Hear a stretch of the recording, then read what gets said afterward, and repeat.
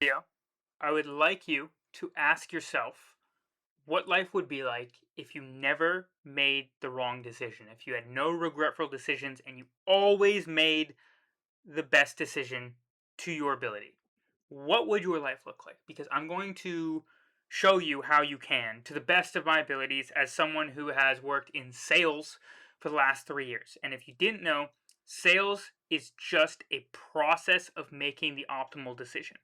My whole career for the last 3 years of my life has been helping strangers make the most optimal decision that they possibly can for their life. And so I got pretty good at my job. I got pretty good at helping people make optimal decisions, and I really began to understand how to make good decisions, optimal decisions. Now, does this mean that you're going to make every single decision perfect? Maybe, maybe. I can tell you right now, with 3 years of experience in the decision making career field, I got fucking hammered last Monday. Bad decision. But let's dive in because I think this is really important. Not I think it is. It really is. I want to start this off with a quote from a mentor of mine. Profound ass quote. I don't know if it's his, but profound. The quality of your life is totally determined by the quality of your decisions. The quality of your life is totally determined by the quality of your decisions. So that Tuesday morning, when I woke up and my quality of life had diminished because of the decision I made on Monday, it was only me to blame. Decision making really ties into your accountability and taking radical ownership of your life because ultimately, in any situation, you get to decide how you react to it, how you prepare for it, how you avoid it, whatever it is. So, I want to explain the what, where, when, why, how of decision making and then leave you with some actual tactical things that I try to do in my own life. I've walked through with prospects to help them make decisions just to literally improve the quality of your life. Keep in mind here, though, I will say this. I do think I have credibility in decision making, but I'm a 25-year-old. I don't have a wife. I don't have kids. I am learning, but I just want to share this. And this video is a lot from myself as well to come back to and either agree with or disagree with. But anyways, let's get into it. So what is a decision? I literally have a bunch of fucking notes here. So that's why I'm looking down. What is a decision? I wrote a commitment, usually followed with a change in behavior through action. There are big decisions and small decisions. Uh, our minds and mental models are good at small decisions, and big decisions are where our gut should take over. That was actually something I picked up from Naval Ravikant recently, as of like today, actually. Where those big life decisions, that's usually a gut thing. The little, mundane day to day decisions and things of that nature can be done with the mind and through logic and rationale. But that is what a decision is. The part I want to focus on is the commitment, usually followed by a change in behavior and action. That's what I would define a decision is, or a trade off, right? If you're tasked with a decision between A or B and you pick B, well, you lose A. That's a decision. It's a trade off. It's a commitment through action to a certain path. So, why are decisions important? Accountability. No matter the card you're dealt, you get to decide or act. You get to decide or act from there. Also, direction. More good decisions increases the likelihood of living the life you want. Hence the quote. So, again, this ties into the commitment to action and the accountability that no matter what card you're dealt, you decide how you react emotionally, the action you take. Could you have prevented that situation you're in through earlier decisions made that were better? It's all about accountability. When should you make a decision? I think this one's quite important. I wrote, depends, but usually quickly to avoid indecision, which is bad. Stagnation or being in that limbo phase is bad for everyone. It does nothing good. Usually, after all relevant information has been gathered, a decision can be made. This sometimes can take a long time to gather relevant decision, but good decisions are normally made based off of information instead of time. Time typically leads to indecision or stagnation, which confuses you and puts you in a state of overthinking, angst, stress, and you typically don't make good decisions when you're stressed and anxious, but you make great decisions when you're confident and acting from a place of understanding. Okay? Where do you make decisions? Most would think in the mind, but actually it's in the follow through or action that you have committed to via a decision. So you might tell yourself, okay, I'm deciding to do this. But if there's no change in behavior, there's no commitment or follow through, you've just said so, you've just lied. So the decision is actually made in what you do after the decision is made. It's in the commitment or the follow through to that. If you tell yourself you're going to start eating healthy and then you go on Uber Eats and order some McDonald's, the commitment, the follow through to the decision was not on the same page. You haven't made the decision yet. Your behavior has not changed. Okay, so that's the what, why, when, where. How do we actually make decisions now? What is the how? Okay, and this is a big one. All right, I got a lot. I got a half a page here on how you make a decision. So, how do you make good decisions? There are plenty of ways to make decisions. First, I will share mental models on decision making. This is a lot of the logic. And then I'll talk about big decisions. Okay, what do you do with those big decisions? How often should the big decisions be made? And fear lives in the vague. So erase fear to make good decisions. I think this was from Alex Hormozy, but he has a good saying that says, fear is a mile wide and an inch deep. And usually when you shine a flashlight on what it is that you're scared of, you realize it's actually not that scary, right? So in my case with sales, a lot of the time people have a fear around a financial investment. And when you shine the flashlight on what it is that they're actually scared of, it tends to dissipate the fear. Most people are afraid to, invest a certain chunk of their income or their savings, really to end up in the exact same situation they're already in with a few $1,000s less. In most cases, and that few $1,000s is something that they can probably get back over the next couple months. But in their head, when it's in the vague, when it's like, it's just investing money or whatever it is, it's like it's like death to them.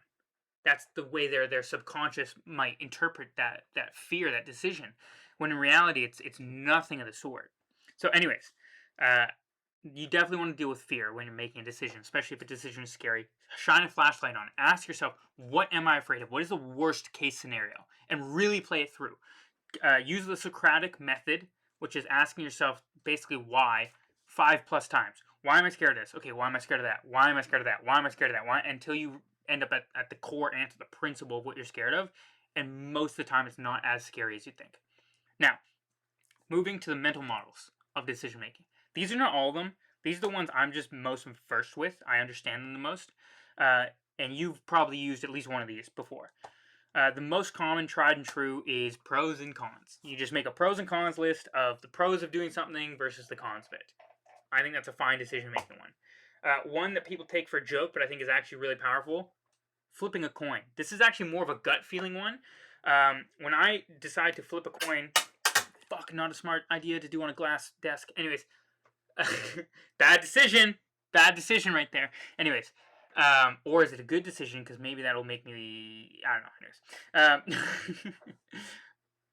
flipping a coin to me is actually better for a gut decision, because when I flip a coin and I have A or B and it lands on A and I know I don't want to do A, then I know that I actually want to do B. And sometimes you're just a little fuzzy on that. So anyways, now we get into some things you maybe haven't heard of before. The inversion method.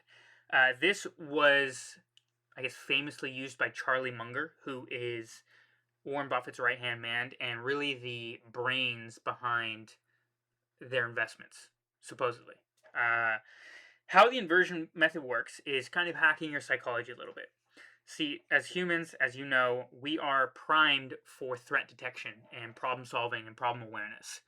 And so when you're tasked with a decision to make, asking yourself, like, what is the best case scenario, or like, what do I want to have happen, usually isn't that effective. You don't often know what you want or what the best course of action is. But 99% of the time, you know exactly what you could do to make the wrong decision or make shit worse, right?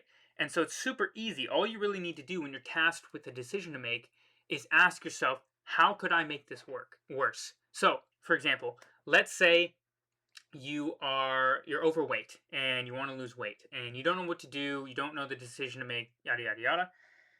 All you'd have to do is be like, okay, well, how could I get even more fat? How could I ruin my health even more? Okay, I could not exercise. I could eat like shit. I could make excuses. I could never go to the gym. I could not stretch. I could not walk. I could whatever. I could drink pop all day, pop soda. I could eat junk food, whatever. Right?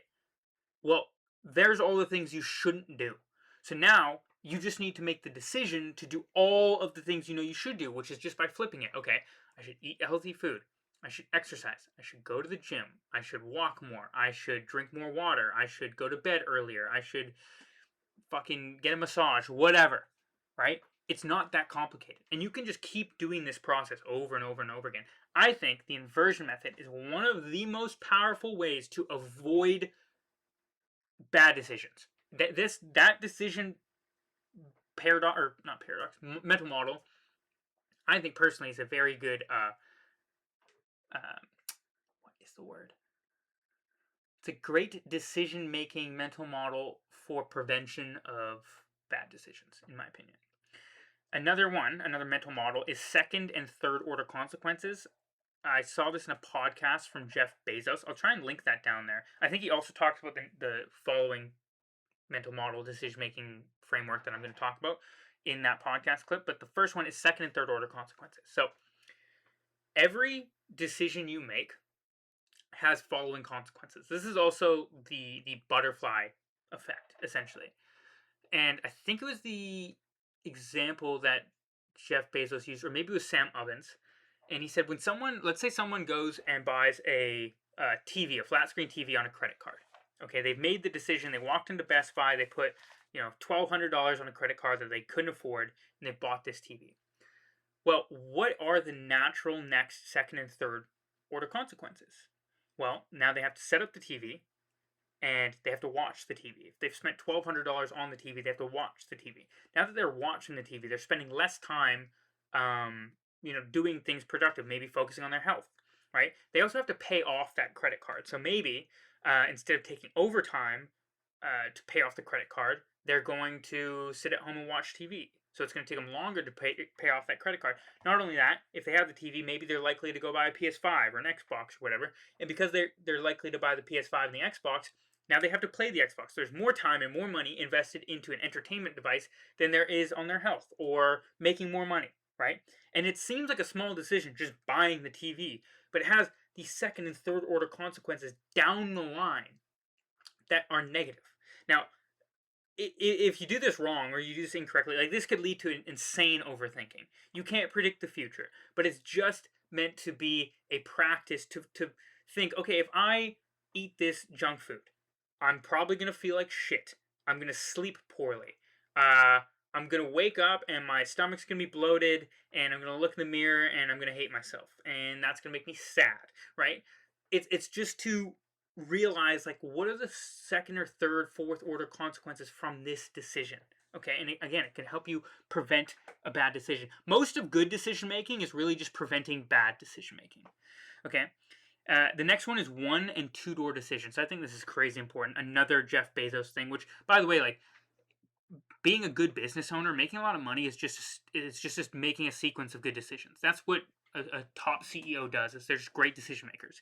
So one and two door decisions is something that Jeff Bezos talked about. A one door decision is something where you walk through that one door, it's fucking hard to come back through it. Okay, it's kind of like a one and done. There are only a handful of decisions in your lifetime that are one door decisions. Think marriage, maybe the location, the place you live or grow up in, or like the neighborhood you raise your family in, career. Right? These are like one door decisions, and even then, they still can be, you know, you can come back through that door, but it's harder. It's harder to do a career change at 50 than it is at 19. You know, And then you have two-door decisions. These are decisions where you can just, you know, you make a decision, you're like, fuck, this is the wrong decision, and you can just turn around and really no harm, no foul, no real serious damage done. Those decisions should be made with speed. Those decisions should not be outsourced to other people. Those decisions should be made gathered with relevant information and made quickly. Okay, this is should I go to Thailand or Colombia for my vacation? Should I get a truck or an SUV? Like, you're pretty much getting the same fucking thing. If you got a truck but really want an SUV, you can sell the truck and get an SUV. It's not the end of the world. It's not a big problem, right? So those are a few decision making mental models that I'm aware of and have used, and I think they're very useful. And I think they're useful more so for the smaller life decisions, the really logical life decisions that you might make more frequently. But next is big decisions. Okay, I've written this down.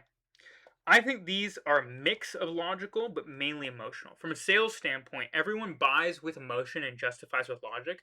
I think really everything we do is done from emotion and justified with logic or rationale. Okay, so uh, basically everything is a mix of a logical but mainly emotional, which is why the gut is the key driver in this and why you need to build intuition through curiosity. I think intuition is something that we have really lost a lot of, especially my generation. We are so inundated with information that we don't really trust our own sense of judgment and intuition to lead our life. We're probably so scared of judgment, or we are scared of judgment, that we can't trust ourselves enough to really lead our own lives. I think in life, you don't make that many big decisions. So it's not worth stressing over small ones. But make sure you get the big ones right. As I said, marriage, location, career, things of that nature. You really only need 1 to 3 big decisions a year to have a great year. And that compounded is a good life. Now, are you deciding to marry someone every single year? Of course not. There are like the major life decisions like marriage, but I think every single year you have again 1 to 3 decisions that need to be made to make it a good year. Right? These are kind of like your New Year's resolutions, your goals for the year, that sort of thing. You don't need 100 of them. 1 to 3 can define a year. Again, compounded over time, that's a great year. Do that every single year for the rest of your life. That's a great life. I also heard of it explained by another way by a financial advisor who's talking about how so many people focus when it comes to finances and making financial decisions, like specifically around budgeting, on like, okay, we need to stop drinking Starbucks coffee because that's $5 here and there and blah blah blah.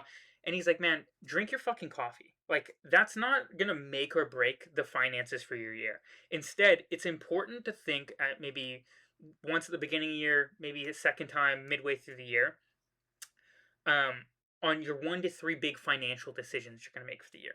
Okay, so maybe it's a certain few investments you're going to make. Maybe it's a certain number of savings that you're going to aim towards, or maybe it's a certain income you're looking to earn this year, right? And just by making those 1 to 3 decisions, as long as those 3 things are hit, financially you're going to be in a better place you were this year than you were last. And instead of stressing over how much money you're spending on Starbucks, you really should be worried about your investment portfolio and how that's performing. That's kind of the idea behind it. And I think that goes for not just financial budgeting, but really everything in life. Every single year, you're going to have like 1 to 3 things, maybe 4, maybe 5 at the most, that are really integral. And if you nail those decisions, you're going to have a good year. Um, Decision making is a skill set as well. I actually consider it a meta skill set because the quality of our life is totally determined by the quality of our decisions. So if you became one of the most skilled decision makers in this world, it'd probably be pretty fucking hard to have a shit life, something you don't like, right? Ultimately, do whatever the fuck you want and live by your values and make decisions that align with that. You will die at some point. So don't stress over all your decisions. Don't worry about making the perfect decision all the time. Increase the likelihood and the probability of good decisions, and your life will ultimately be better. Use the mental models and all these ways of making good decisions Commit to the decisions that you make through a actual physical behavior change or action. Don't just say you're going to do something and not follow through with it. That's a lie. Lying to yourself and holding integrity should be a value of yours. By the way, I'm talking to myself right now, but feel free to take this for yourself as well. And yeah, man, just do what you can to make the best decisions possible, and you'll live a pretty damn good life. And yeah, if this helped you, let me know. Tell me I'm handsome in the comments. Follow, subscribe. I don't know. Hopefully this helps. Hopefully this wasn't a bunch of bullshit. And yeah, go make some fucking good decisions. I hope you have a great rest of your day. Tell me I'm handsome, and cheers.